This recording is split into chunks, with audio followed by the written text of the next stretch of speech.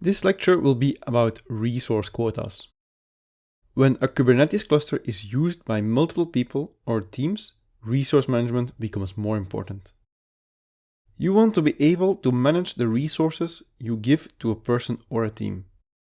You don't want one person or one team taking up all the resources, for instance CPU and memory, of the whole cluster. You can divide your cluster in namespaces, which is explained in the next lecture, and enable resource quotas on it, which I will explain now. You can do this using the resource quota and the object quota objects.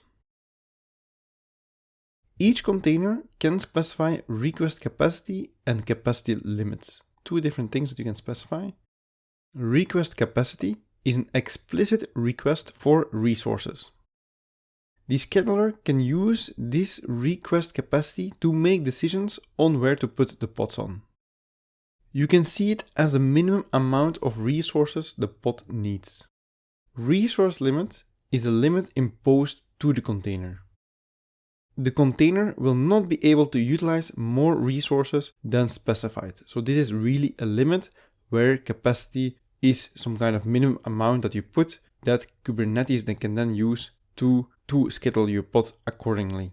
Also, request capacity is used by mechanisms like the pod autoscaler, which I explained earlier. Example of resource quotas. You run a deployment with a pod of a CPU resource request of 200M. 200M means 200 milli-CPU, or also 200 millicores. I explained this earlier, I just want to refresh this. It's exactly the same thing as I explained in the autoscaling, it's the same principles. So 200M is 0.2, which is 20% of a CPU core of the running node. If the node has 2 cores, it's still 20% of a single core, and you can also put a limit. For instance, you can put a limit on 400 milli CPU. You can say, I want to have the capacity of 200 milli CPU. Maybe you're going to do some scaling based on that, but the container within this pod can only use a maximum, for instance, of 400 milli CPU. Memory quotas are defined by megabytes or gigabytes.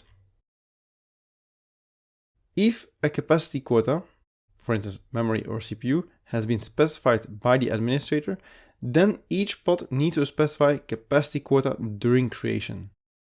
If you as the administrator is going to say, I want capacity quota on my cluster, then every pod that needs to be scheduled needs to have this capacity quota defined when the pod is created. The administrator can specify default request values for pods that don't specify any values for capacity. You probably want to specify those defaults because otherwise people might just get an error when they don't specify the capacity quota. The same is valid for limit quotas. So what I just explained is for capacity quotas, but also for limit quotas.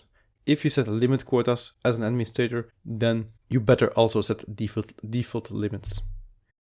If a resource is requested more than the allowed capacity, the server API, the Kubernetes API server, will give an error for a tree forbidden, and kubecontrol will show an error.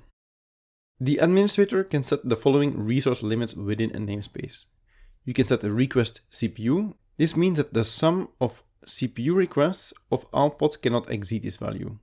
So if you say CPU request is 1 core, then all pods together that are submitted cannot exceed this value. Same with memory. If you say 1 gigabyte max, then the sum of these memory requests cannot exceed this value. Same with the storage. This is about the volume claims. The volume claims cannot exceed this value. And then you have the CPU limits and the memory limits.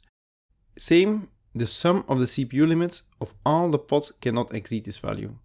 So people who want to start pods on the cluster will have to specify this limit CPU and limit memory, and the total of these values need to be lower than the total that the administrator is going to set.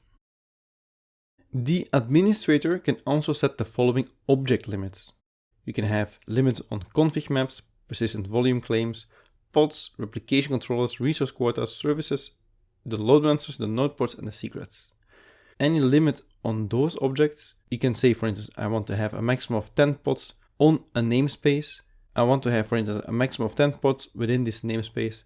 So if someone tries to submit an 11th one, then that person will get an error. What exactly namespaces are and how those work, I will explain in the next lecture. And then in the next demo after that lecture, I will show you how to put those limits on a namespace.